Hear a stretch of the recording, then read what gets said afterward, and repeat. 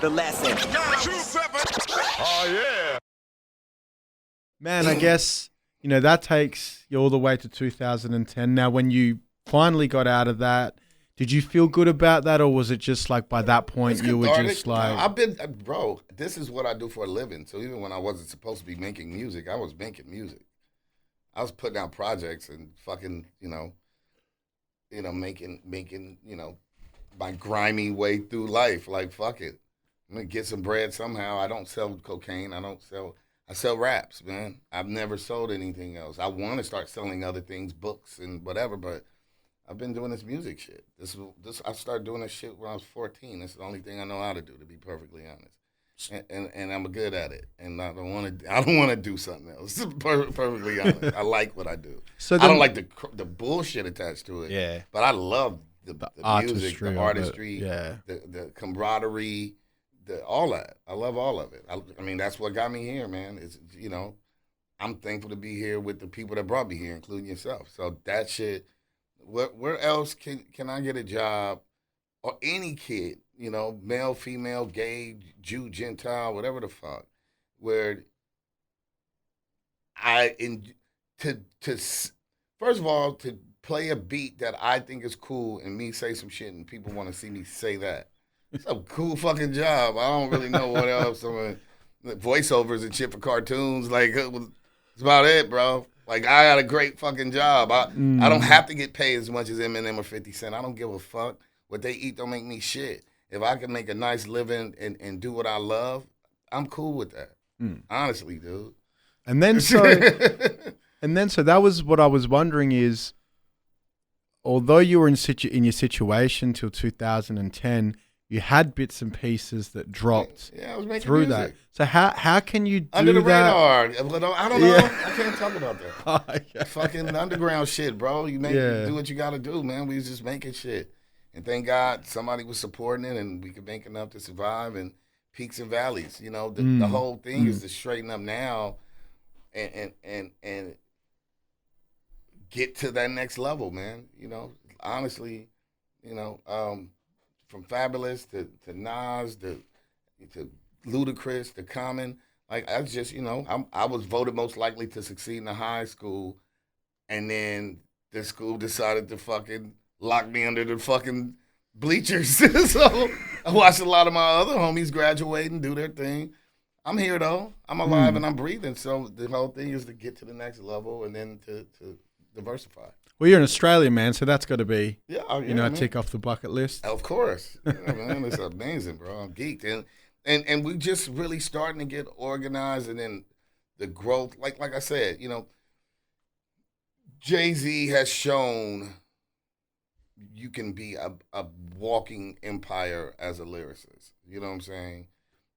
Look at what Eminem has done. Look what Premier and Royce, just that you can Voltron and do these prime things. Like, there's so many different ways to skin a cat. I'm one of the greatest writers, and there's many more opportunities. Who knows? I should be writing at Marvel. There's so many other things. You know what I mean? Like, I'm opening all these new doors every day now.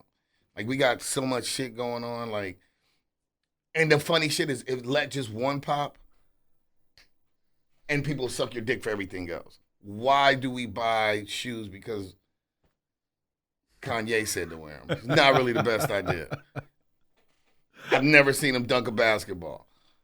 Yeah, but people will buy a shoe because this guy said to wear it.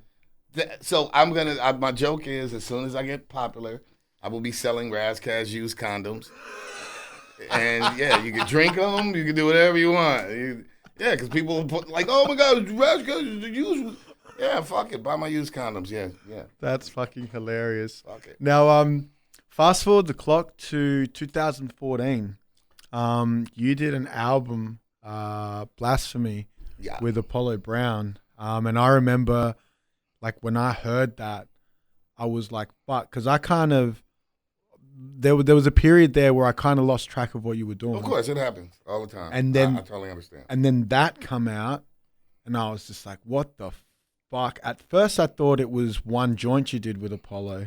Okay. And then when I found out it was a whole album and I listened to it front to back, I remember thinking, yep, that's album of the year right. I think we did. I think we did do album of the year. Once again, we didn't get the same promotions as other people. And no disrespect to the homies, but I felt like in group, especially with group albums, producer, DJ, I thought we rocked Prime as much as I love Prime. I felt Run the Jewels. I felt like we did it.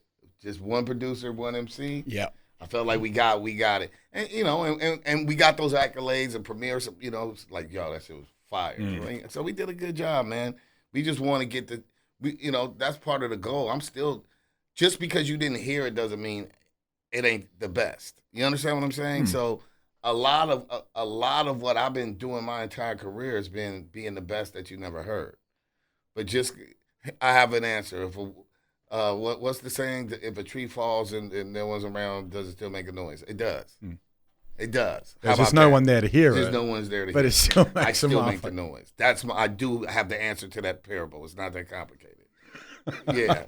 I keep doing the hard, heavy lifting, the hard work, and making, we make, not I alone, all the people that help me, make these records, and people will discover them.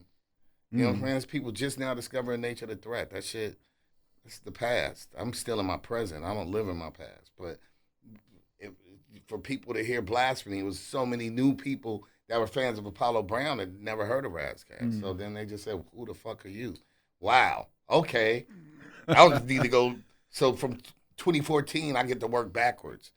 Right now, people have to work backwards. It's people just now, me being out here, I'm getting, accolade follows from people, male and female. So work backwards now. If that was your first introduction, because, you saw me with Sanchez and alerts, dope. You know what I mean? Now you get to hear all this other content that, for 20 years of my life. So I'm pretty excited about that shit. Yeah. Just a quick story about the Apollo shit is he sent 3, and then I think I may have written all 3, which is rare for me. I don't, usually with producers, I'm like, okay, maybe that one. I don't know. He's a weird producer. He knew what I liked somehow. I don't know how the fuck. He just picked this right shit. And then I was like, well, send another batch. And I picked all 3 again. I was like, this is weird.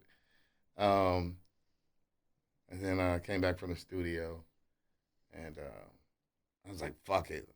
All right, look, man, this is the name of the album. I'm like, name of the album is How to Kill God. I already got these are murdered already. Blah, blah, blah, blah, blah. He's like, oh, shit. He's like, all right, I'm flying out there. I'm like, cool, because we're going to just get this shit done. I was like, I already wrote these. I didn't want to let you know I already wrote them, but I pretty much wrote 5 of these shits. I need a song called How to Kill God, so you got to make that beat, da-da-da-da-da. And then he flew out. We basically did the rest of the shit in a week and a half. It was very easy album. Yeah, he stayed at my house. He didn't even get a hotel, just on my couch, farting and shit. It was great. No, for real, really. He's a talented dude, and it was very easy, that process. But he didn't know this, but How to Kill God was going to be my 5th album at Priority Records. That was the goal. So I came up with that title in 2002. Wow. So 12 years later. Right. Wow. I wrote that record in 2002. Oh, wow. I wrote 4 of those records on that album in 2002. That's who I am on a mic. That's what I'm trying to explain. That's crazy. Yeah. And then, so how did you, because you're from LA, he's from Detroit. How did you guys originally? I mean, he just reached out. He just got my number. I mean, we got mutual homies, but I didn't know him. I knew about his beats, and, obviously, somehow he heard a song or 2 that I made. He just texted. He's like, who is this? He's like, Apollo Brown. I'm like, oh, Bird? I'm like, what's up? You're like, I thought he was just going to ask, you want to do a record, vinyl, which I was going to be totally okay with it. I was like, yeah. And he was like, well, what would you think about doing a project? Because I've never done one producer project. That's what I was gonna say. I couldn't recall you ever doing that shit. I've actually refused people. I might have fucking offended some people before. He called me at the right time of my life. It was the right, like, so when that's the interesting thing about life. When you in your zone and you doing shit right, the light turns green, you get the pussy from the girl, the money falls in your back pocket. You're like, oh shit. So that's about doing you and being in the right zone. We were in the right zone. That shit happened. It was easy peasy, and we just kept it moving. The lesson. 927. Oh yeah.